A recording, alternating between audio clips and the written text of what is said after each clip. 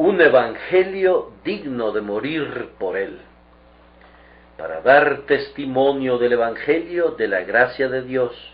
Hechos 20:24.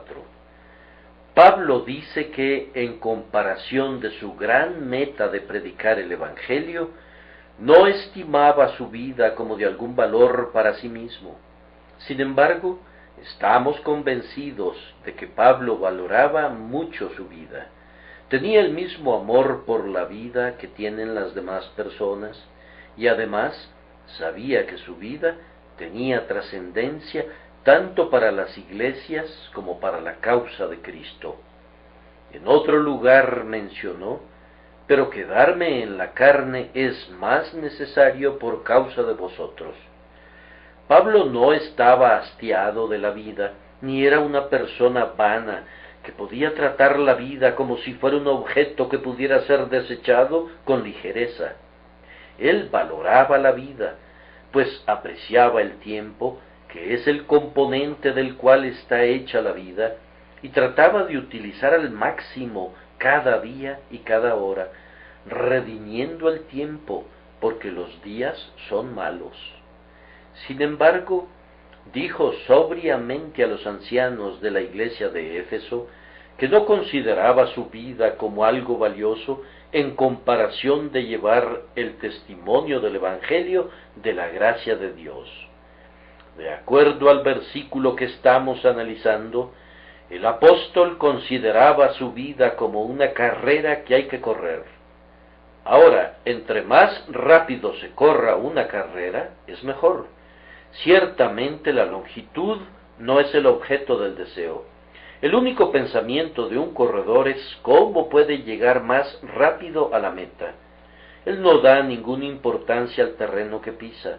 No le importa la pista sobre la que corre, excepto en la medida que es el camino en el que debe correr para alcanzar su fin establecido. Así era la vida para Pablo. Todas las energías de su espíritu estaban consagradas a la obtención de un objetivo, es decir, poder llevar a todas partes el testimonio del evangelio de la gracia de Dios. Y la vida que vivía aquí, abajo, solamente era valorada por él como un medio para alcanzar ese fin. Pablo también consideraba el evangelio y su ministerio de dar testimonio de él como un depósito sagrado que le había encargado el propio Señor.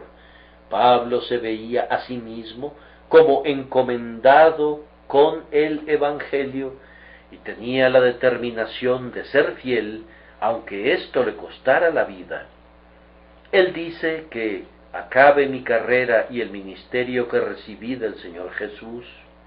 A través del ojo de su mente veía al Salvador tomando en sus manos traspasadas el invaluable estuche que contiene la joya celestial de la gracia de Dios, y diciéndole: te he redimido con mi sangre, y te he llamado por tu nombre, y ahora entrego en tus manos esta joya para que la cuides y la guardes con la sangre de tu corazón si es preciso.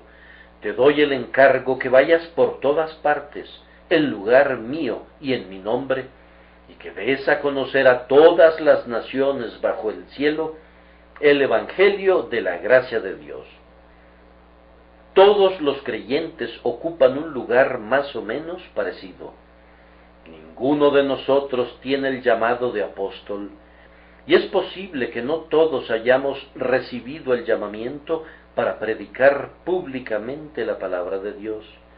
Pero a todos se nos pide que seamos valientes a favor de la verdad en esta tierra y que contendamos eficazmente por la fe que fue entregada una vez a los santos. O hacer esto en el espíritu del apóstol de los gentiles. Como creyentes somos llamados a una forma de servicio, y así debemos estar motivados para hacer de nuestra vida una carrera y considerarnos guardianes del evangelio igual que la persona que lleva la insignia de un regimiento se considera a sí misma comprometida a sacrificar cualquier cosa por conservarla. Pablo era un verdadero héroe, un héroe de una estampa más noble que esos valerosos griegos cuyas historias todavía conmueven la sangre e incendian el alma. En gran medida su heroísmo buscaba la fama, la aprobación de sus conciudadanos o dependía de la excitación animal que generaba el campo de batalla. Pero el heroísmo de Pablo, en cuanto a lo humano, era deliberado y no buscaba la fama por lo que se podía manifestar tanto en la soledad del calabozo como en la asamblea de los fieles. Pablo se despedía de sus amigos que estaban sumidos en el llanto y se encaminaba a pruebas de intensidad desconocida, pero era totalmente inconmovible por el miedo y avanzaba en su camino sin hacer preguntas. No puedo evitar que su despedida de los ancianos traiga a mi memoria la antigua narración de Epaminondas, el general de Tebas que, cuando fue mortalmente herido por una lanza espartana cuya punta había permanecido metida en su cuerpo, pidió a sus amigos que la dejaran allí un poco de tiempo, pues, dijo, si muero sin ser conquistado, he vivido lo suficiente. Y cuando le dijeron que habían ganado la batalla y que sus camaradas habían resultado victoriosos, les pidió que le sacaran la punta de la lanza para poder morir. Alguien le hizo la observación que había caído, pero que no había perdido su escudo y que se había obtenido la victoria, a lo que respondió exhalando su último suspiro, el Epaminondas que así muere, no muere. De la misma manera, Pablo ha vivido lo suficiente si el Evangelio sigue prosperando en su curso, y aunque entregue su vida, no muere si su ministerio se realiza. Permítanme leerles sus palabras, y ustedes juzgarán si no tienen ese sonido heroico. Ahora, he aquí yo voy a Jerusalén con el espíritu encadenado, sin saber lo que me ha de acontecer allí, salvo que el Espíritu Santo me da testimonio en una ciudad tras otra, diciendo que me esperan prisiones y tribulaciones. Sin embargo, no estimo que mi vida sea de ningún valor ni preciosa para mí mismo, con tal que acabe mi carrera y el ministerio que recibí del Señor Jesús, para dar testimonio del Evangelio de la gracia de Dios. Esta mañana vamos a preguntarnos, ¿cuál era este Evangelio que Pablo consideraba digno de morir por él? El Evangelio de la gracia de Dios. Cuando hayamos hecho esa pregunta, pienso que estaremos preparados para otra. Si no podemos morir por él, ¿cómo podemos vivir por él? Y luego, en tercer lugar, voy a enfatizar esta consagración respondiendo la pregunta, ¿por qué debemos hacerlo? Oh, que el Espíritu Santo obre en nosotros la santa devoción y la abnegación de Pablo. Primero, entonces, vamos a preguntarnos esta mañana, ¿cuál era este evangelio por el que Pablo estaba dispuesto a morir? No es cualquier cosa llamada evangelio la que puede producir tal entusiasmo o merecerlo. Pues, queridos hermanos, tenemos evangelios en estos días por los que no quisiera morir, ni les recomendaría que vivieran conforme a esos evangelios, en la medida que se van a extinguir en pocos años. No vale la pena morir por una doctrina que se va a extinguir. He vivido lo suficiente para ver media docena de evangelios que han surgido, han florecido y han decaído. Me dijeron hace mucho tiempo que mi vieja doctrina calvinista se quedó rezagada y era una cosa desgastada. y después escuché que la enseñanza evangélica en cualquiera de sus formas era una cosa del pasado y que debía ser suplantada por el pensamiento avanzado. He oído acerca de mejoras que se le hacen a la fe histórica y posteriormente de más mejoras. Y los teólogos que filosofan todavía están mejorando su teología. Han continuado avanzando y avanzando, y sólo el cielo sabe, y tal vez el infierno también, hasta dónde van a llegar. Yo no lo sé. Yo no moriría por ninguno de los sistemas modernos.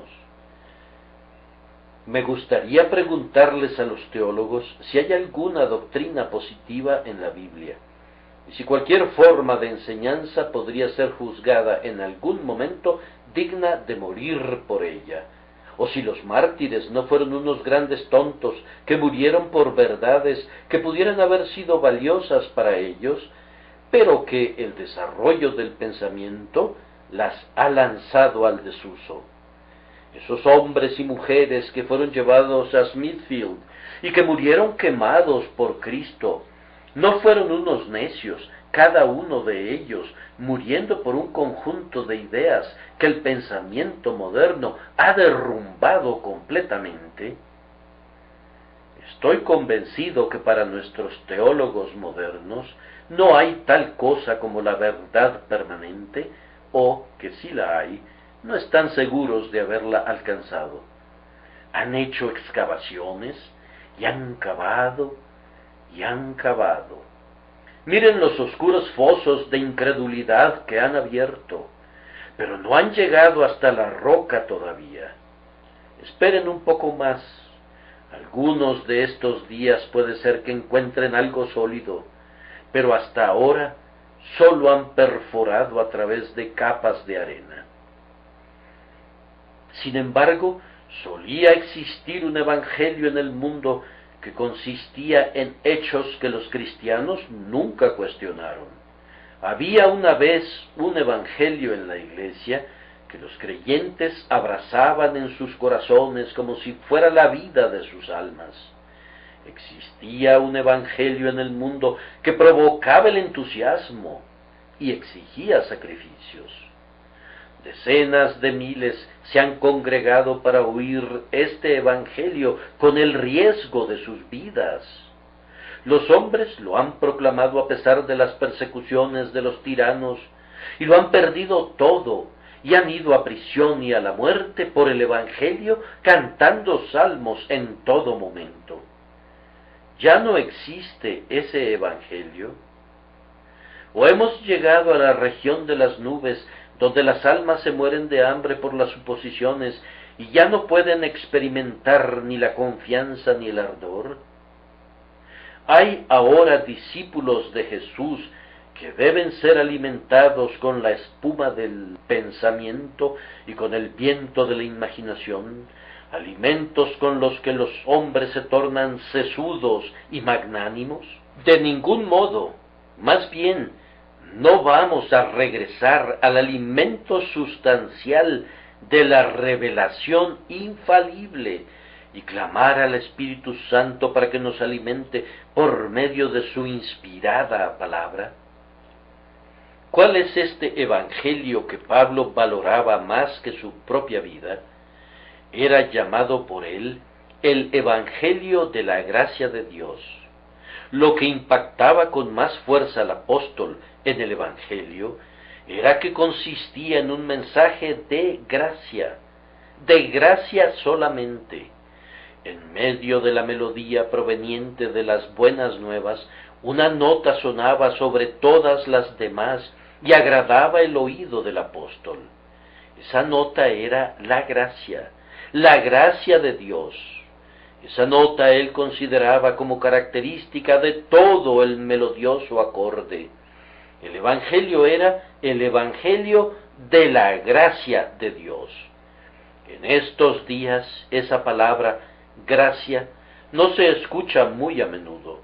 Se nos habla acerca de deberes morales y de ajustes científicos y del progreso humano.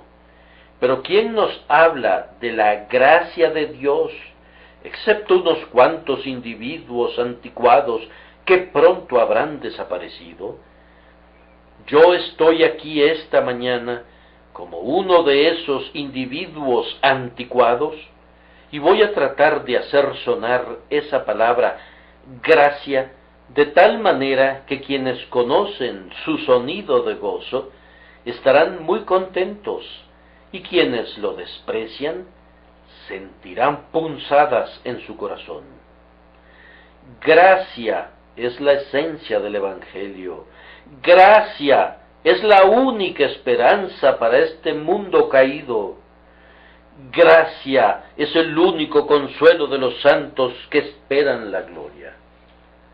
Tal vez Pablo tenía una visión más clara de la gracia que aún Pedro, o Santiago, o Juan, y por eso se le dedica un espacio mucho mayor en el Nuevo Testamento. Los otros escritores apostólicos sobrepasaban a Pablo en ciertos aspectos, pero Pablo se distinguía como el primero y el más notable en lo relativo a la doctrina de la gracia por su profundidad y su claridad. Necesitamos de nuevo a Pablo, o por lo menos el evangelismo de Pablo y la precisión paulina.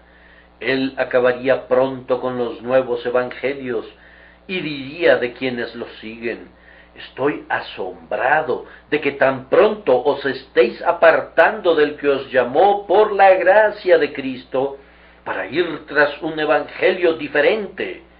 No es que haya otro evangelio, sino que hay algunos que os perturban y quieren pervertir el evangelio de Cristo. Permítanme tratar de explicar de manera breve cómo el evangelio es buenas nuevas de gracia. El evangelio nos anuncia que Dios está preparado para tratar con el hombre culpable sobre la base de un favor inmerecido y por pura misericordia. No serían buenas noticias decir que Dios es justo, pues en primer lugar, esas no son noticias. Sabemos que Dios es justo. La conciencia natural enseña eso al hombre. Que Dios castiga el pecado y premia la justicia no es ninguna noticia. Y si fuera una noticia, no sería una buena noticia, pues todos hemos pecado y sobre la base de justicia debemos perecer. Pero es una noticia, y noticia del mejor tipo, que el juez de todo está preparado para perdonar la transgresión y para justificar al impío. Es una buena noticia para los pecadores que el Señor borrará el pecado, cubrirá con justicia al pecador y le dará su favor, y no como resultado de que el pecador haya hecho algo o que va a hacer algo, sino por gracia soberana. Aunque todos, sin ninguna excepción, somos culpables y justamente condenados todos por nuestros pecados, sin embargo, Dios está listo para tomarnos del lugar donde estamos bajo la maldición de su ley, para darnos toda la bendición de hombres justos como un acto de pura misericordia. Recuerden cómo David comprendió esto y habló al respecto en el Salmo 32, bienaventurado aquel cuya transgresión ha sido perdonada y ha sido cubierto su pecado. Bienaventurado el hombre a quien Jehová no atribuye iniquidad y en cuyo espíritu no hay engaño. Este es un mensaje digno de que muramos por él, y ese mensaje dice que por medio del pacto de gracia de Dios puede ser justo y sin embargo puede justificar al creyente en Jesús, que puede ser el justo juez de los hombres y sin embargo los creyentes pueden ser justificados inmerecidamente por su gracia, por medio de la redención que es en Cristo Jesús. Que Dios es misericordioso y lleno de gracia y está listo para llenar de bendiciones al menos digno, es una maravillosa noticia digna de que un hombre se pase la vida entera divulgándola. Mi corazón da saltos dentro de mí en la medida que la voy repitiendo en este gran salón, diciendo a los penitentes, a los abatidos, a los que están desesperados, que, aunque sus pecados merezcan el infierno, a pesar de ello, la gracia puede darles el cielo y hacerlos dignos de él. Y eso como consecuencia de un soberano acto de amor, de manera completamente independiente de su carácter o de sus merecimientos. Puesto que el Señor ha dicho, tendré misericordia de quien tenga misericordia, y me compadeceré de quien me compadezca, hay esperanza para quien está más desesperado. Puesto que no depende del que quiere ni del que corre, sino de Dios quien tiene misericordia, hay una puerta de esperanza abierta para quienes de otra manera sólo pueden desesperar. Es como si hubiera habido un gran juicio, y el juez hubiera pasado de condado en condado, y un número de prisioneros hubiera sido condenado, y los procedimientos legales hubieran llegado a su fin, y sólo quedaran pendientes de ejecución las sentencias. He aquí, súbitamente, las trompetas de plata de los mensajeros, vestidos con vestidos de seda, proclaman que el rey ha descubierto un método por el cual, sin violar la justicia, puede dar pura misericordia a los condenados y así otorgarles un perdón inmerecido, liberación inmediata de la cárcel y un lugar en el servicio y en el favor de su majestad. ¿Acaso no son estas buenas nuevas en las celdas de los condenados? ¿No es cierto? ¿No serías feliz de llevar tales noticias a los pobres prisioneros? Ah, Pablo, yo puedo entender tu santa excitación acerca de tal revelación como es la gracia inmerecida.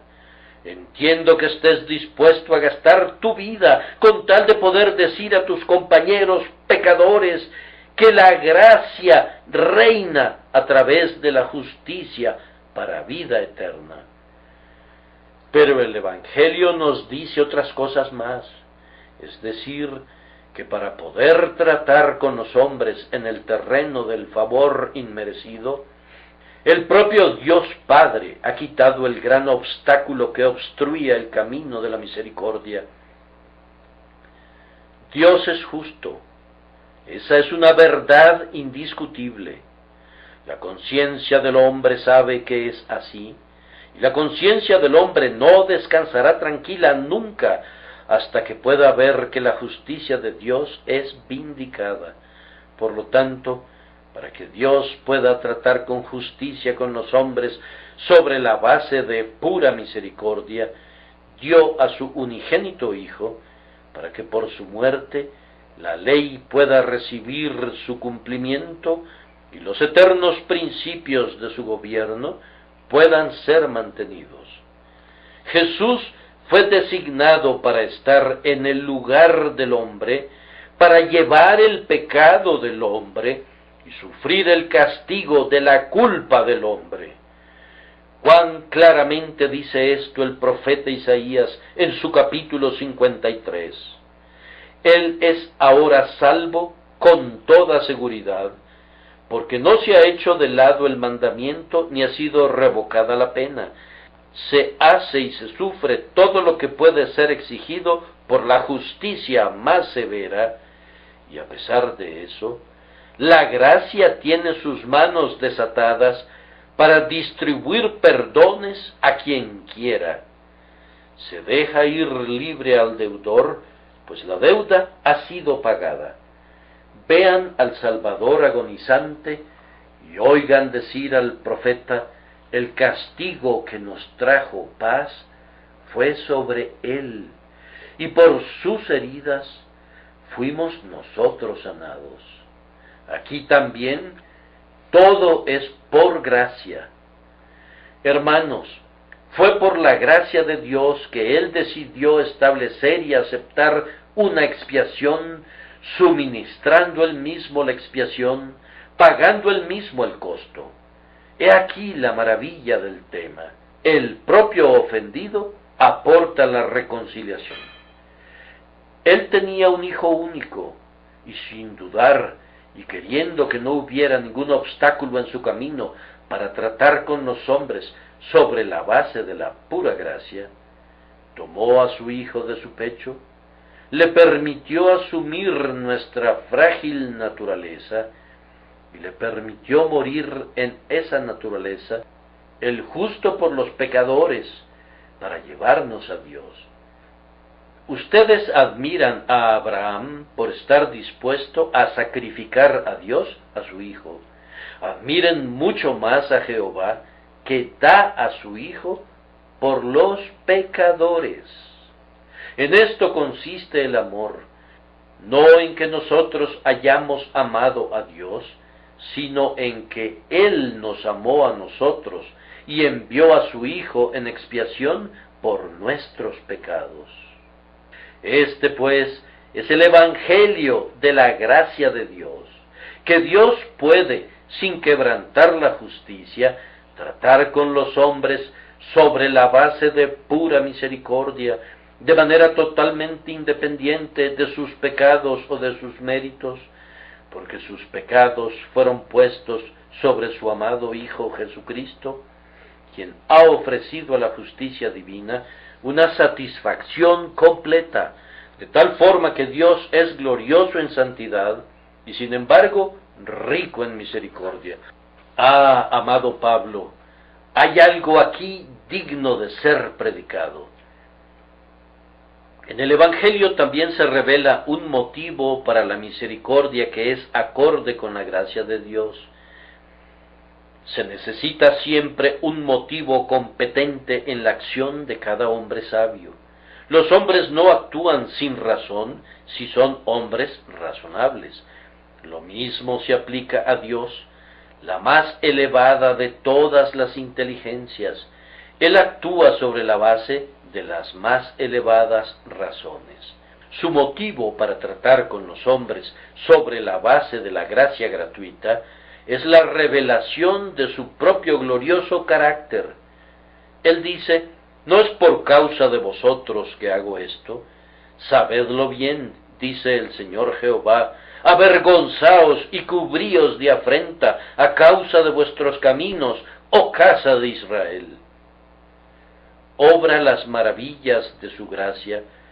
Todo esto es para que ahora sea dada a conocer por medio de la Iglesia la multiforme sabiduría de Dios a los principados y las autoridades en los lugares celestiales, conforme al propósito eterno que realizó en Cristo Jesús, nuestro Señor.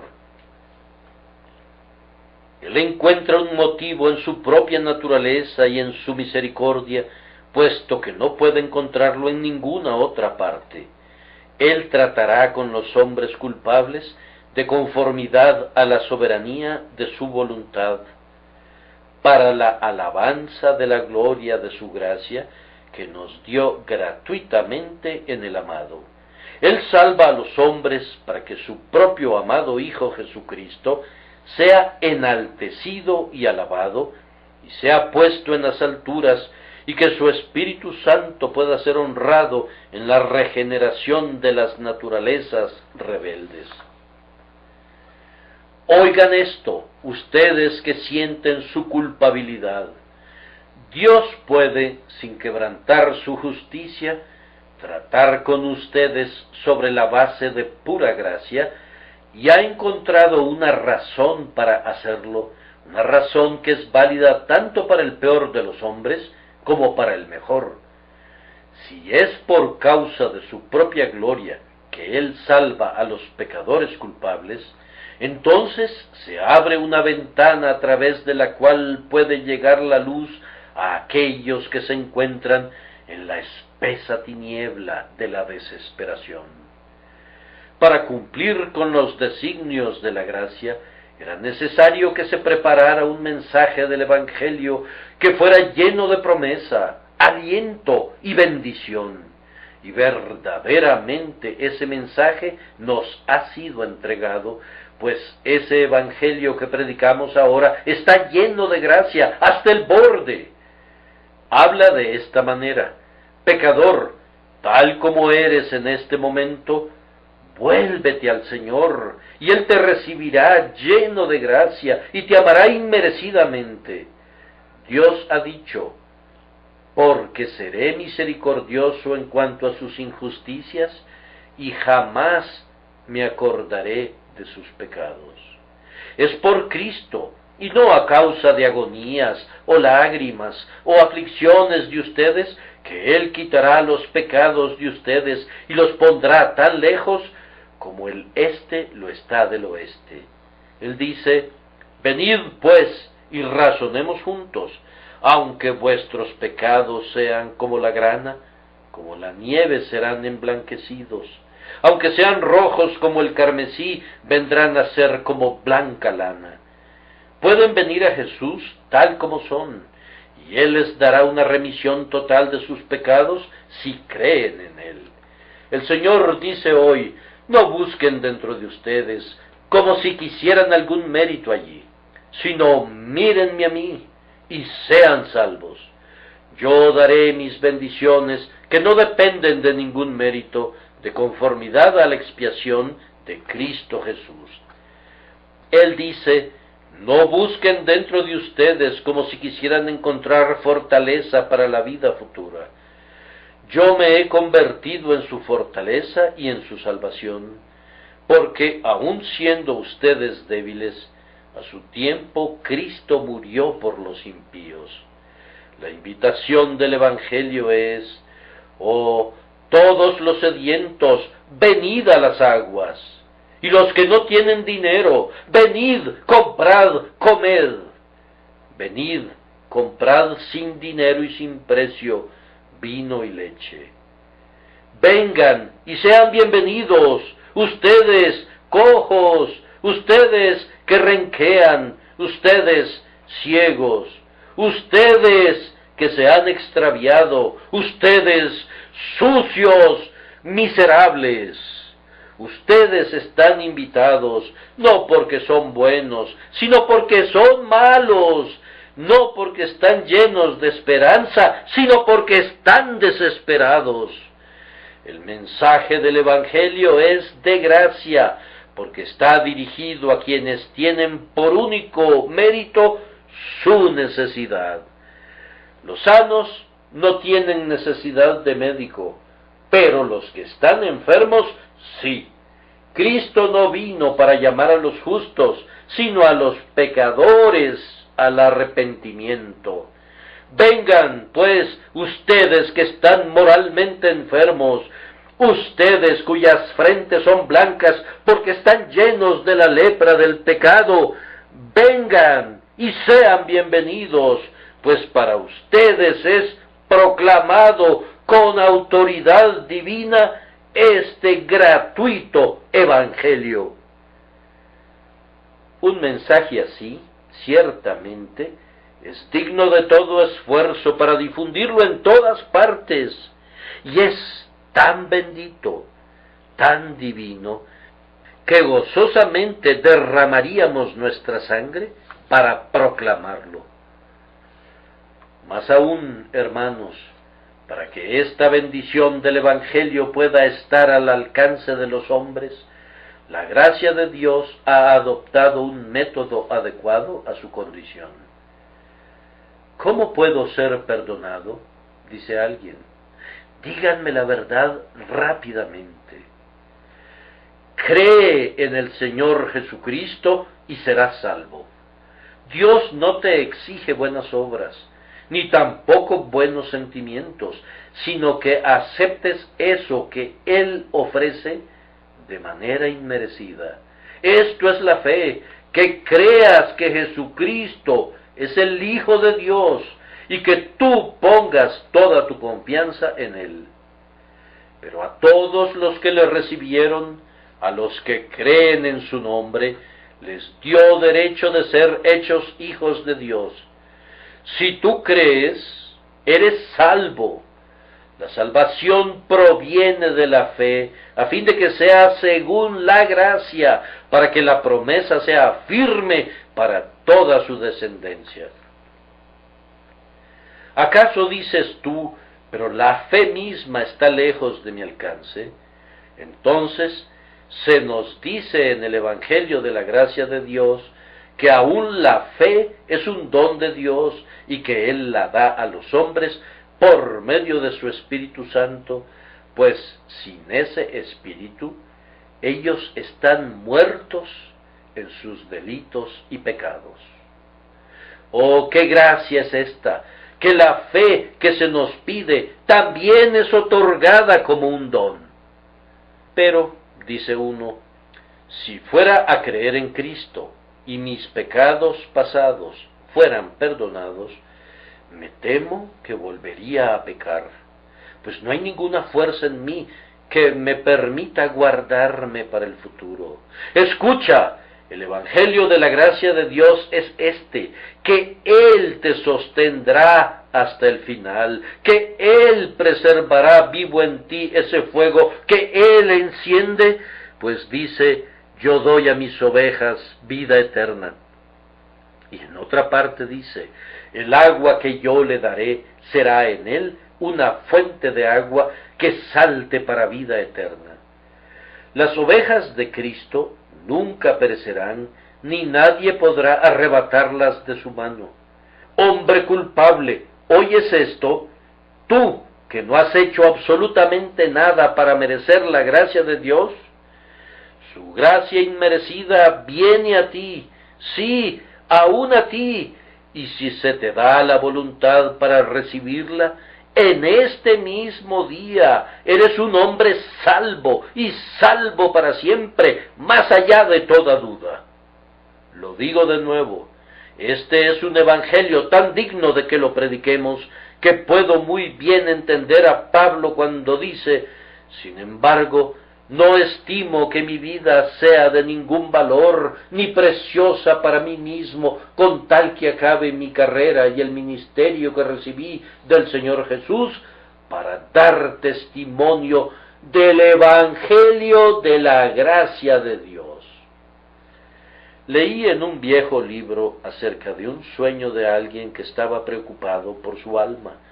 Cayó dormido y soñó que estaba en la selva y había una terrible tormenta. Los rayos caían muy cerca de él y la voz de los truenos hacía temblar la tierra sobre la que estaba. Buscaba con ansiedad algún albergue. Corrió a la primera casa que encontró, pero le negaron la entrada.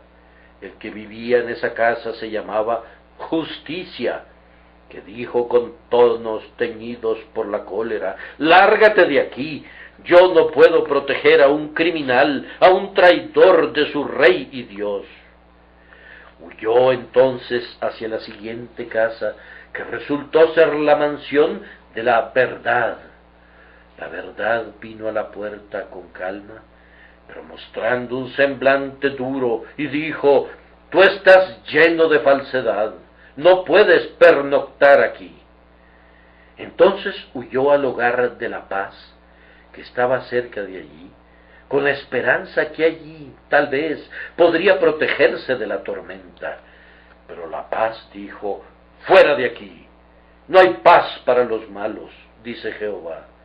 Entonces ya no supo qué hacer, pues la tormenta aumentaba su furia, cuando, he aquí, vio un portal sobre el que estaba escrita la palabra misericordia. «Ay», dijo él, «este es el lugar para mí, pues yo soy culpable». La puerta se abrió y fue bienvenido allí. A esa casa los invito yo. Pasen adelante y descansen. Tú que no puedes quedarte con la justicia, ni con la paz, ni con la verdad, puedes venir a la misericordia y recibir abundante gracia. ¿Pareces inclinado a aceptar el camino y el método de gracia? Déjame hacerte una prueba. Algunos hombres piensan que aman algo y sin embargo no es así, pues han cometido un error al respecto. ¿Entiendes que no puedes reclamar nada ante Dios? Él dice: tendré misericordia del que tendré misericordia, y me compadeceré del que me compadeceré. En lo que concierne a la pura misericordia, nadie puede argumentar ningún mérito. De hecho, no puede existir ningún mérito. Si es por gracia, entonces no es porque se debe a algo, y si es porque se debe a algo, entonces no es por gracia. Si Dios quiere salvar a un hombre, y a otro quiere dejar que perezca en su propio pecado, ese otro no puede atreverse a disputar con Dios, o si lo hace, la respuesta es: no puedo hacer con lo mío lo que quiero. Oh, me da la impresión que te estás batiendo en retirada. Ve, tu orgullo se rebela en contra de la soberanía de la gracia. Déjame llamarte aquí otra vez. Aunque no tienes ningún mérito, hay otra verdad que te sonríe, pues, por otro lado, no hay nada que te impida obtener misericordia. Si no necesitas ninguna bondad que te recomiende ante Dios, puesto que lo que Él otorga es favor inmerecido, entonces, de la misma manera, ninguna maldad puede dejarte fuera de recibir ese favor. No importa cuán culpable puedas ser, puede ser que Dios te muestre su favor. En otros casos, Él ha llamado al primero de los pecadores. ¿Por qué no también a ti? En todo caso, ninguna agravación de pecado, ni continuación de pecado, ni ninguna altura de pecado pueden constituir una razón para que Dios no te vea con la disposición de derramar su gracia sobre ti. Pues si la pura gracia y ninguna otra cosa sino la gracia es lo que cuenta, el transgresor más negro puede ser salvo. En su caso hay lugar para que la gracia manifieste su grandeza. He escuchado a algunos hombres que se excusan basándose en la doctrina de la elección y han dicho: ¿qué pasa si no soy elegido? Me parece mucho más sabio decir: ¿qué pasa si soy elegido? Sí, soy elegido si creo en Jesús, pues nunca se ha dado el caso de que un alma descanse sobre la expiación de Cristo sin haber sido elegida por Dios desde antes de la fundación del mundo. Este es el Evangelio de la gracia de Dios, y yo sé que toca el corazón de muchos de ustedes. A menudo sacude mi alma como el sonido de música marcial, cuando pienso en la gracia de mi Señor desde toda la eternidad, una gracia que es constante para su elección y permanecerá constante cuando todas estas cosas visibles desaparezcan como chispas que saltan de la chimenea. Mi corazón se llena de gozo dentro de mí cuando predico acerca de la gracia inmerecida y el amor que muere. Puedo entender por qué las multitudes se reunían en la noche para escuchar acerca de la gracia de Dios. Puedo entender a esos escoceses presbiterianos que suscribieron el pacto nacional cuando se reunían en las colinas pelonas para escuchar con ojos llenos de brillo a Cameron, que predicaba sobre la gracia del gran rey. Hay algo en el Evangelio de la gracia inmerecida que es digno de predicarse, digno de escucharse, digno de nuestra vida y digno de nuestra muerte. Esto me lleva al segundo encabezado. Ustedes y yo todavía no hemos sido llamados a morir por Él. Pongamos todo nuestro empeño en vivir para Él. ¿Cómo podemos vivir para este Evangelio de la gracia de Dios? Respondo, en primer lugar, que si alguien vive para este Evangelio, debe haberlo recibido de Dios y debe haber recibido un llamado para servir o ministrar a ese Evangelio. debe sentirse obligado a mantener y guardar este evangelio, no tanto porque él lo ha escogido, sino porque el evangelio lo ha escogido a él. No recuerdo exactamente quién fue, pero a un cierto ministro del pasado se le dijo que no podía predicar en un determinado púlpito si sostenía las doctrinas de la gracia. Bien, dijo él, pienso que se me permitirá predicar allí, pues puedo decir con toda certeza que no sostengo las doctrinas de la gracia. Las doctrinas de la gracia me sostienen a mí.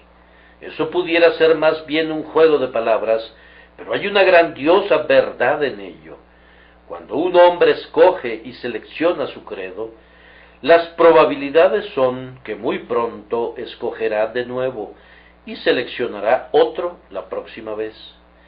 Hay alrededor del amor que constituye nuestra bendición doméstica un algo de necesidad. Nuestro cónyuge amado fue una vez elegido por nosotros, y sin embargo, nosotros no pudimos evitarlo. Fuimos arrastrados y dominados, y así terminamos por casarnos. No todo se debió a una elección. También hubo un poder místico que encadenó nuestros corazones. Estoy seguro que así sucede también con las doctrinas de la gracia, si creemos en ellas. Las escogimos con un alma decidida, pero sin embargo, fuimos constreñidos a escogerlas, y no hubiéramos podido hacer otra cosa. Para mí no hay sino una forma de doctrina, no conozco otra. Hermanos, no puedo creer otra cosa que aquello que prediqué hace casi 29 años en este púlpito. Creo que he leído tanto como otros hombres. Conozco la mayor parte de las divagaciones de los pensadores más novedosos, pero nunca he alcanzado su secreto y nunca voy a lograrlo. Aborrezco la simple idea de hacer una mejora al evangelio que Pablo predicó. Yo soy hoy lo que era cuando, siendo aún joven, prediqué a las multitudes en este lugar. No he progresado en mi teología ni un ápice. Creo que ahora puedo predicar mejor, con un conocimiento práctico de la verdad, pero lo que prediqué hace 33 años es lo que predico hoy. Ustedes conocen la historia del muchacho que se paró sobre la cubierta que se incendiaba porque su padre le dijo, «Párate allí», y yo deseo imitar su firmeza. Otros muchachos podrían ser más sabios que él, pero su sabiduría fue la obediencia. Yo prefiero obedecer a Dios que ser sabio con mi propia sabiduría. El evangelio que la Biblia ha revelado y que el Espíritu Santo me ha enseñado es el que debo predicar y ningún otro. Soy incapaz de creer en lo novedoso de la hora. Debo permanecer en mi vieja fe. Yo quiero decir con Lutero, no puedo evitarlo, que Dios me ayude. No conozco ningún otro evangelio hoy que el que conocí cuando por primera vez creí en Jesús. Sé que somos salvos por gracia por medio de la fe, y eso no de nosotros, pues es un don de Dios. ¿Qué más necesito saber? Ustedes pueden dejar esta roca si quieren, hermanos míos, pues tal vez pueden nadar muy bien, pero yo me debo quedar donde estoy, pues de lo contrario me ahogaría. Cuando se escuche el chasquido de la condenación, yo estaré aquí con la ayuda de Dios, creyendo el evangelio de la gracia de Dios, y no creeré en ningún otro credo. Espero que haya algo de pegadizo y pertinaz que ayudará a preservar, si no a difundir el evangelio. La firmeza en estos tiempos específicos tiene un valor especial, y yo los exhorto a tener esa firmeza. Les suplico que se mantengan firmes mientras vivan en ese evangelio que han recibido, en el evangelio de la gracia de Dios. La siguiente cosa que hizo Pablo fue darlo a conocer. Donde quiera que iba, publicaba el evangelio. Esto es lo que debemos hacer. Oh, dice alguien, no puedo darlo a conocer. ¿Por qué no? Pues soy una persona de no muy buena apariencia y no creo que la gente me miraría con respeto. Es lo mismo que decían de Pablo, su presencia personal es débil. Oh, pero yo no soy un buen orador. Justamente eso es lo mismo que decían de Pablo. Su discurso es despreciable. Oh, pero si yo fuera a decir algo, ¿no podría adornarlo con figuras de lenguaje o ilustrarlo con un símil? ¿No podría ni siquiera citar alguna poesía para afinar mi presentación? Pablo también usaba un lenguaje muy sencillo. Dice, no fui con excelencia de palabras o de sabiduría. Muchos de los otros maestros eran grandes oradores, pero Pablo siempre quiso huir de la oratoria. Él se preparaba para predicar y dejaba que la verdad fluyera de su boca con libertad, a su manera. Y creo que en estos tiempos necesitamos una raza de predicadores que no sean finos, o académicos, o retóricos, o sensacionales, hombres de quienes digas cuando los hayas escuchado, no puedo explicarme por qué la gente se congrega a escuchar tal ministerio. La única razón por la que asisten es por lo que el hombre dice. Pues no lo dice grandiosamente, ni parece tampoco que quisiera hacerlo. Parece que lo único que quisiera es sacar el mensaje de su corazón y ponerlo en los corazones de la gente. Eso es justamente lo que Pablo hacía. ¿Acaso no crees que podrías predicar el Evangelio de la manera en que Pablo lo hacía? Oh, pero tengo tantas debilidades. Sí, Pablo decía que se gloriaba en sus debilidades porque el poder de Cristo descansaba en él de manera más clara. Cuando terminaba de predicar, la gente no podía decir, oh, entendemos por qué nos sentíamos así. Vemos que Pablo domina todos los secretos de la oratoria. Entendemos de manera muy clara por qué su discurso penetró en nuestros corazones. Tiene una voz tan melodiosa, clara como una campana. Entendemos por qué nos gusta escucharlo. Tiene unos ojos tan expresivos que pueden mirar en nuestras almas. Ahora, Pablo, con toda probabilidad, tenía ojos débiles. De acuerdo a su nombre, era un hombre de baja estatura y muy probablemente hablaba con toda sencillez. Sin embargo, nunca se lamentó por ser así. Por el contrario, creía que en su debilidad era fuerte, pues el poder de Cristo descansaba en él. También esperaba que por esta misma razón la fe de ellos no descansaría en la sabiduría humana, sino en el poder de Dios. Hermanos y hermanas, todos somos capaces, si este fuera el caso, de ir y anunciar a otros el Evangelio de la gracia de Dios. Más aún todavía, Pablo deseaba dar testimonio del Evangelio. Ahora, dar testimonio es algo más que proclamar. Quiere decir dar un testimonio personal de la verdad. Pablo estaba especialmente calificado para dar testimonio, ¿no es cierto? Cuando predicaba con frecuencia, decía esa historia acerca del fiero perseguidor que iba camino de Damasco y que fue súbitamente derribado. Un perseguidor que nunca había pedido ser salvo por gracia, que no tenía ningún libre albedrío hacia Cristo, pero que tenía una firme voluntad en contra de él, que arrastraba a hombres y mujeres a prisión, los forzaba a blasfemar, siendo terriblemente encarnizado contra ellos. Oh, con cuánta dulzura Pablo anunciaba el Evangelio de la gracia de Dios cuando decía: el Señor se me apareció en el camino. No obstante, por esta razón recibí misericordia, para que Cristo Jesús mostrase en mí, el primero, toda su clemencia, para ejemplo de los que habían de creer en Él para vida eterna.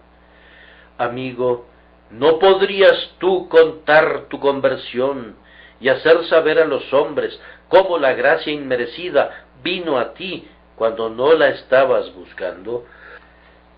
Pablo no terminaba allí. A menudo contaba sus consuelos, cómo el Evangelio lo había confortado cuando había sido apedreado y juzgado por falsos hermanos, y sin embargo había sido sostenido por la gracia de Dios. Pablo podía comentar también acerca de sus gozos celestiales, cuán a menudo había sido elevado, recibiendo el triunfo en Cristo al alimentarse con el Evangelio de la gracia de Dios. Su experiencia personal del poder del Evangelio en sí mismo fue lo que él usaba como el grandioso instrumento y argumento para difundir el Evangelio. Este es el significado de dar testimonio. Amigo mío, si el Evangelio no ha hecho nada por ti, cállate o habla en contra de él. Pero si el Evangelio ha hecho por ti lo que ha hecho por algunos de nosotros, si ha cambiado la corriente de tu vida, si te ha levantado del muladar y te ha hecho sentar como en un trono, si hoy es tu alimento y tu bebida, si es el centro y el sol de tu vida, entonces debes dar un testimonio constante de él. Si el Evangelio se ha convertido para ti en lo que es para mí, la luz en lo más profundo de mi corazón, la esencia de mi ser, entonces proclámalo, proclámalo donde quiera que vayas, haz que los hombres sepan que aun si ellos lo rechazan, para ti es el poder de Dios para salvación, y lo será también para cada hombre que crea. Mi tiempo se ha terminado, pero todavía me voy a tomar un minuto para recordarles las razones por las cuales, hermanos míos, debemos vivir para dar a conocer el Evangelio de la gracia de Dios. En primer lugar, porque es el único Evangelio en el mundo, después de todo. Estos evangelios que surgen de pronto, que vienen y van como volantes, que brillan por un rato y luego son desechados, no pueden aspirar a alcanzar el interés de los hombres. Estas lunas cambiantes de doctrina, ¿qué están haciendo por Inglaterra? Están haciendo mucho daño en esta ciudad. Están impidiendo a las masas de la población a que vayan a algún lugar de adoración. ¿Por qué deberían asistir a oír incertidumbres? ¿Por qué deberían asistir para oír solamente enseñanzas acerca de sus deberes y para ser moralizados, etcétera, etcétera? Los hombres no son guiados a congregarse en multitudes por unas atracciones tan pobres. No estoy seguro que deba atravesar la calle domingo a domingo para escuchar simplemente un ensayo moral. Prefiero quedarme en casa y leer el periódico. Pero para oír el Evangelio de la gracia de Dios, vale la pena caminar una milla. Y si ese Evangelio fuera predicado con sencillez en todas nuestras iglesias y capillas, les garantizo que veríamos muy pocos espacios vacíos. La gente vendría para oírlo, pues así lo han hecho siempre. Es el Evangelio sin gracia el que hace morir de hambre al rebaño, abandonando los pastos. Es el razonamiento de Socinio el que guía a los hombres a tratar el ministerio y la adoración pública con desprecio. El viejo evangelio es un olor agradable que atrae a las masas. Cuando Whitefield tronaba predicándolo, ¿qué lugar era lo suficientemente amplio para albergar a los miles? El hombre necesita algo que dé ánimo a su corazón en su trabajo y le dé esperanza bajo la convicción de pecado. Como el sediento necesita el agua, así el hombre necesita el evangelio de la gracia de Dios. Y no hay dos evangelios en el mundo, como tampoco hay dos soles en los cielos. Solo hay una atmósfera en la que nosotros respiramos y un solo evangelio por el que vivimos. Porque nadie puede poner otro fundamento que el que está puesto, el cual es Jesucristo. Por tanto, proclamen el evangelio para que los hombres no mueran por falta de conocimiento de él. A continuación, háganlo porque es para la gloria de Dios. ¿Acaso no ven cómo glorifica a Dios? Coloca en un lugar muy bajo al pecador, hace que el hombre no sea nada, pero Dios es todo en todo, pone a Dios en un trono y arrastra al hombre en el polvo y luego dulcemente lleva a los hombres a adorar y dar reverencia al Dios de toda gracia, que pasa por alto la transgresión, la iniquidad y el pecado. Por tanto, proclámenlo, porque es así como ustedes glorificarán a Cristo. Oh, si viniera a este púlpito esta mañana, con cuánta alegría haríamos un lugar para Él. Si sólo pudiéramos ver su cabeza, esa querida cabeza majestuosa, ¿no nos inclinaríamos todos para adorarlo? Y si luego Él hablara y dijera: amados míos, he encomendado a ustedes mi evangelio, manténganlo fielmente tal como lo han recibido. No permitan la entrada de las nociones ni de las invenciones de los hombres, pero sostengan la verdad tal como la han recibido. Y vayan y proclamen mi palabra, pues tengo otras ovejas que todavía no están en mi rebaño, que deben ser traídas. Y ustedes todavía tienen hermanos que son pródigos, y ellos deben venir a casa. Yo digo, si Él los viera a cada uno de ustedes en el rostro, y les hablara así, su alma respondería: Señor, voy a vivir para ti, voy a darte a conocer, voy a morir por ti, si es necesario, para publicar el Evangelio de Jesucristo. Ahora, si ustedes y yo nos levantáramos este día, y que el Espíritu Santo de Dios nos ayude a hacerlo, y comenzáramos a proclamar el Evangelio de la gracia de Dios, ¿saben lo que pienso que pasaría con seguridad? Yo profetizo los mejores resultados. Nos dicen que los males de todo tipo se están fortaleciendo, y hermanos, oscuramente profético, nos dicen que tiempos terribles vienen, y no puedo decirles cuán terribles van a ser. La nefasta influencia del Papa va a regresar de acuerdo a algunos, y nuevamente la ramera de las 7 colinas va a dominar en toda la tierra. ¿Acaso es así? Ya lo veremos. Si ustedes proclaman el Evangelio con denuedo, les digo que no será así. Si el Evangelio de la gracia de Dios es predicado de manera completa y cierta, no puede ser así. Escuchen lo que vio Juan.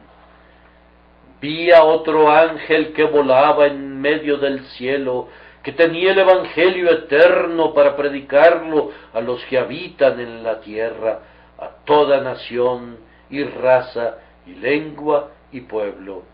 Decía a gran voz: temed a Dios y dadle gloria. ¿Ven a ese ángel? Observen lo que sigue. Detrás de ese ángel, muy cerca, vuela otro heraldo celestial. Y siguió otro ángel, un segundo, diciendo: ha caído Babilonia la grande. Todas las naciones habían bebido del vino de la furia de su inmoralidad. Vuela, ángel del Evangelio eterno, vuela, pues con seguridad en la medida que mantengas tu vuelo, ese otro ángel te seguirá proclamando la caída de Babilonia y de cualquier otro sistema que se oponga a la gracia del Señor Dios Todopoderoso. Que el Señor los mueva por su nombre. Amén.